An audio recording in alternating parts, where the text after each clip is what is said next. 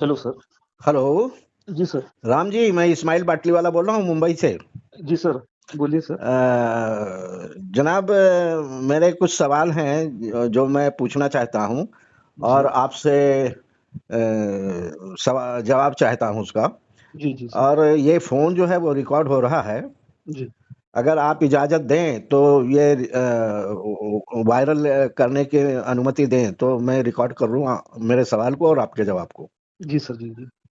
अच्छा, राम जी, पहले तो ये मैं लोगों को बता देता हूँ हुँ, हुँ। ये राम जी वसिष्ठ माने नाम नहीं है इनका, जी मैं मेरा सही जी, से जी। जी नाम मेरा नहीं ले नाम पा रहा हूँ, आप बता दीजिए। जी, मेरा नाम राम वाडीभस में है। मैं जी। नागपुर से हूँ, महाराष्ट्र। और बहुत वक्त से ओबीसी मूवमेंट से जुड़े हैं। हुँ, हुँ। मुझे भी ये करीब से जानते हैं, मैं भी इन्हें करीब से जानता हूँ। जी सर, जी सर। तो राम जी, मेरा सवाल ये है कि अभी तक जो आप लोग ये हुँ, हुँ। आंदोलन कर रहे थे, इस तरह की हुँ, हुँ। मुहिम चला रहे थे हुँ, हुँ। कि जातीय जनगणना होना चाहिए, जी, जी। तो आप लोगों को तो ये तगमा दिया जाता था कि आप लोग हिंदुओं को बांट रहे हैं। हुँ, हुँ, हुँ। यहाँ तक कि भी कहा जाता था कि आप लोग सब देशद्रोही हैं। हुँ, हुँ, हुँ, हुँ। तो राम जी, ये अचानक क्या हो गया है कि जो लोग आप लोगों को देशद्रोही और हिंदुओं में बांटने का तगमा दे रहे थे, हुँ, हुँ। अचानक क्या हो गया कि वो जातीय जनगणना लेकर आए और ऐलान कर दिया गया है। हुँ, दूसरा सवाल ये है हुँ, हुँ। कि ठीक है, वो ऐलान किए, अगर उन्हें लगा होगा कि कुछ तो उनके लिए फायदे का होगा, हुँ, हुँ। लेकिन मैं ऐसा समझता हूँ कि आप जैसे लोग जो जमीन से जुड़े हुए लोग हैं, गलियों में, जी, गांव में, जी। जी, जी। कुचों में जो जुड़े हुए लोग हैं, जी, जो जी। असल हकीकत पसमानदा के यानी बैकवर्ड की हालत को जानते हैं, दलितों की हुँ, हुँ। हालत को जानते हैं, हुँ, आदिवासियों की हालत को जानते हैं, हुँ, मैं हुँ। समझता हूँ कि सरकार ने ऐसे लोगों को बुलाकर जमीनी हकीकत की मालूमात लेना चाहिए और हुँ, हुँ। आप लोगों के सामने सरकार ने ये रखना चाहिए कि भैया हम जातीय जनगणना लाना चाह रहे हैं, तो हुँ, आप हुँ। लोग का जो जमीनी अनुभव है, हुँ, वो हुँ। अनुभव आप लोग हमको दीजिए ताकि हम प्रोग्राम बनाने में बेहतर प्रोग्राम बना सकें। जी, ऐसा जी। मैं समझता हूँ ये ज़रूरी था, लेकिन हाँ। ऐसा हुआ नहीं, किसी को बुलाया नहीं। एयर जी। कंडीशन में 5 स्टार के पता नहीं 7 स्टार में बैठे हुए सलाहकारों से सलाह लिया होगा उन्होंने और ये देश के सामने पेश कर दिया अचानक रातों रात, जैसे नोटबंदी कर दिया था, वैसे जैसे जीएसटी कर दिया, वैसे ये जातीय जनगणना भी ला दिया है। तो मुझे तो नहीं समझ में आ रहा है कि हुँ, हुँ। इसके पीछे मंशा क्या है हुँ, और हुँ। क्या होगा, ये मैं आपसे जानना चाहता हूँ। जी राम जी।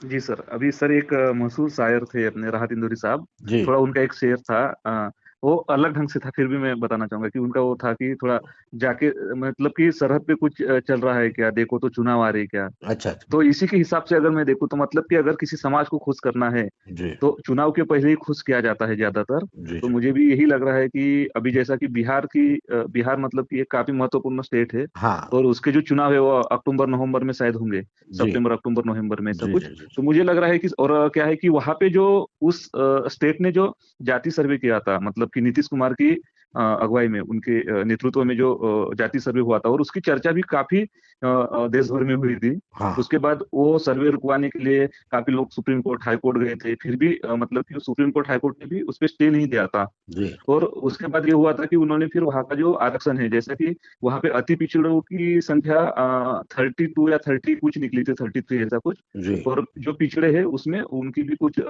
20 या 22 ऐसा कुछ निकला था। जी, जी, तो फिर उस हिसाब से उन्होंने वहाँ का जो स्टेट का ओबीसी कोटा का जो रिजर्वेशन है, वो बढ़ाने की अपील की थी। मुझे लगता है उसके बारे में भी उनकी विधिमंडल में कुछ चर्चा वगैरह हुई थी जी, और वो भी फिर सुप्रीम कोर्ट में वो मसला गया कि इस पे स्टे आना चाहिए वगैरह। जी, तो और उसी को लेके आज ये और दूसरी बात ये हुई कि आज बिहार जो है वो बिहार सभी को पता है कि आज बिहार मतलब कि क्या है ना मकान बनाते समय जो 4 पिलर होते हैं जी, या जी, जितने भी पिलर होते हैं उस पिलर में से एक है क्योंकि ये जो गवर्नमेंट है ये खुद के भरोसे नहीं है इस बार। जी, और नीतीश कुमार ने विशेष पैकेज की भी मांग की थी जो कि उनको नहीं मिल पाया था। जी, तो मुझे लगता है कि वहाँ के लोगों को अपनी तरफ बढ़ावा देने के लिए या अपनी सरकार को सँभाले रखने के लिए कुछ ऐसा ये उन्होंने डाला हुआ हो सकता है कि ये मुद्दा हो। जी, दूसरी बात तो ये कि अभी आज की न्यूज़ में पढ़ रहा था कि कितना देश दुनिया की चौथी बड़ी अर्थव्यवस्था बन गया है। जी जी। ठीक है, लेकिन उसी के साथ अगर हम देश के लोगों की अगर बात करें, देश के लोगों का जीडीपी की बात करें, देश के लोगों की नौकरियों की बात करें, उनको क्या मिल रहा है, यहाँ की महंगाई की बात करें, तो वो भी उतनी ही है। जी तो ये सब चीजें अगर देखें तो एक मतलब दुनिया की चौथी चौथी अर्थव्यवस्था बनते बनते देश के लोगों की हालत क्या बिगड़ते जा रही है। ये जी। तो ऐसे, ये जो सारे मुद्दे हैं, शायद इन मुद्दों को पीछे छोड़ के आगे चुनाव की रणनीति तैयार करने के लिए ये निकाला हुआ मुद्दा हो, ऐसा मुझे लग रहा है। अच्छा। कि एक तो बात की ठीक है, हमारी ये काफी दिनों से मांग थी, हम सभी सामाजिक आंदोलनकारियों की, सभी सामाजिक संगठनों की, कि जी जातीय जनगणना होनी चाहिए। जी। हम इसके लिए सरकार का भी शुक्रगुजार है, हम उनका भी अभिनंदन करते हैं, स्वागत करते हैं मत। लेकिन कि ये मुद्दा जिस ढंग से या जिस तरीके से आया है, ये उतना सही नहीं है। ये मुझे नहीं लग रहा कि ये समय है या ये आने का जो रास्ता था ये उतना सही है करके।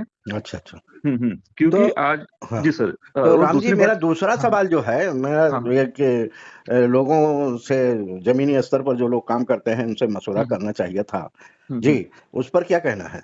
हाँ सर, ये बात तो सही है। देखिए कि जैसा कि जब देवगौड़ा सरकार बनी थी 1996 में, अच्छा। तो उन्होंने उस समय में, मतलब मंडल आयोग की बात कर रहा हूँ, क्योंकि मंडल आयोग ने और काका कालेलकर आयोग ने तो सीधा ही सिफारिश में लिखा था जी उनकी, इसमें कि जातीय जनगणना होनी चाहिए। जी। ठीक है, उसके बाद जब देवगौड़ा की, मतलब नॉन कांग्रेसी और नॉन बीजेपी की जब गवर्नमेंट बनी थी सेंट्रल में, जी एचडी देवगौड़ा के नेतृत्व में, तो उन्होंने भी ये निर्णय लिया था कि आने वाली, मतलब कि 2000-2001 की जनगणना में जातीय जनगणना हो।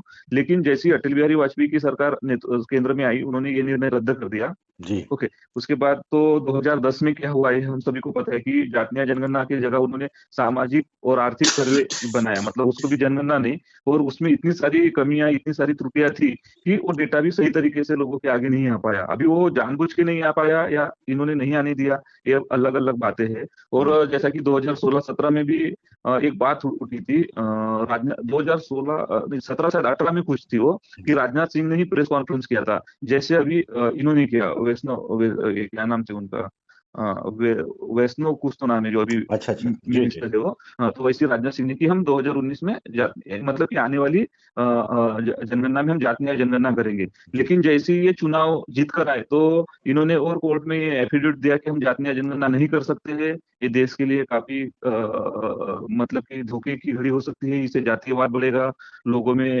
अलग तरीके से नफरत फैलेगी, दंगे होंगे, ऐसा काफी काफी इन्होंने डाला था कि इसमें, जैसा कि आपने भी बोले थे कि हिंदुओं में फूट पड़ेगी जाति। तो ये सब चीजें इन्होंने वो रीजन बना के कोर्ट में ये हलफनामा शेयर किया। और आज एकदम से जो निर्णय अभी आया इनका 30 जी अप्रैल को, तो जी। ये भी एक काफी मतलब कि एकदम चौंकाने वाला था। और दूसरी बात की, एक क्या होता है ना, कि जब भी गवर्नमेंट कुछ निर्णय लाती है या जो कुछ ऐसा धोरण, मतलब पॉलिसी बनाती है, तो उसके लिए बजट का भी अलॉटमेंट होना चाहिए। जी तो जी। अभी अभी एक तो कि हमारा बजट सेशन है वो मार्च में निकल गया, उसके जी बाद में हमारा सेकंड जो सेशन था वो भी खत्म हो गया। अभी तो जो आएगा अभी वो मानसून सेशन आएगा।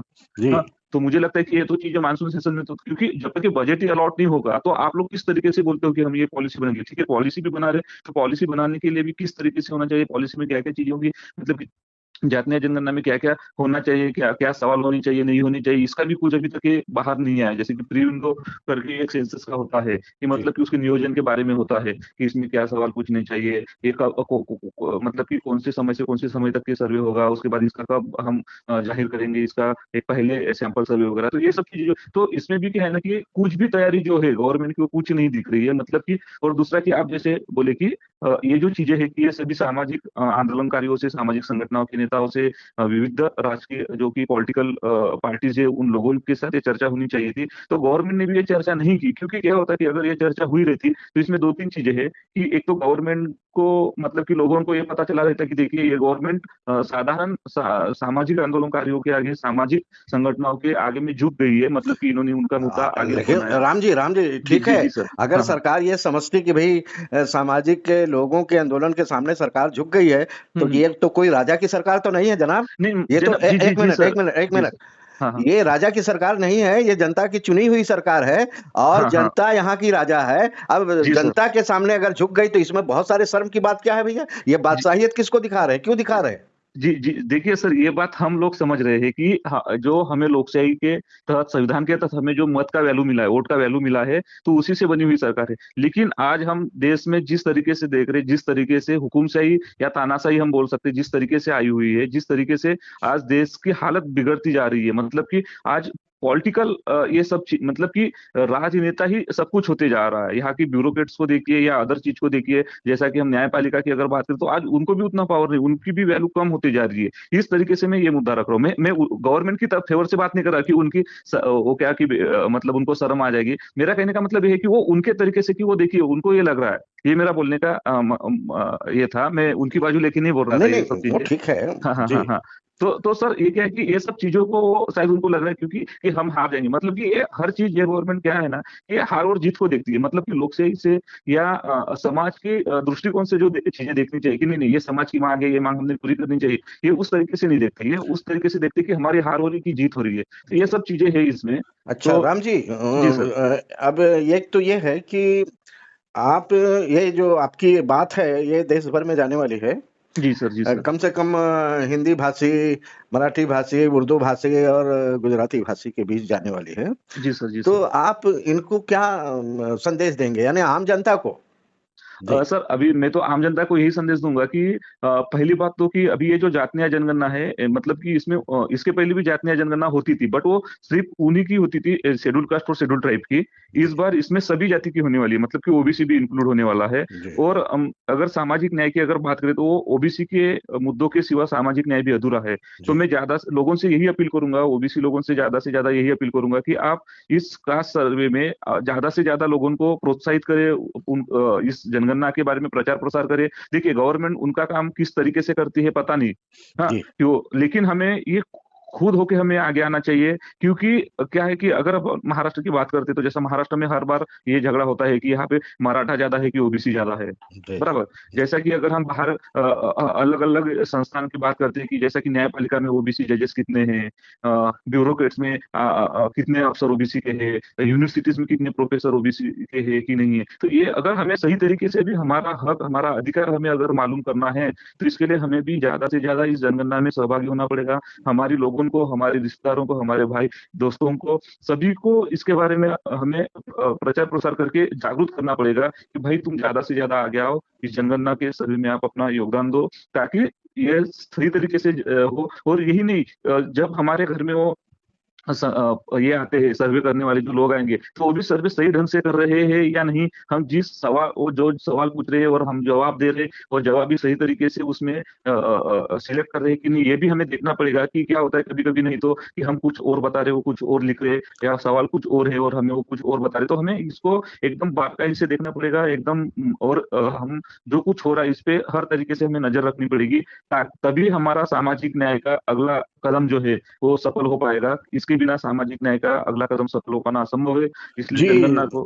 जी राम सर। जी जी, सर। बहुत बढ़िया आपने जनता को संदेश दिया है। बहुत जी बहुत जी जी। धन्यवाद, शुक्रिया। Thank you sir. Thank you sir. जी जी जी। Yes sir.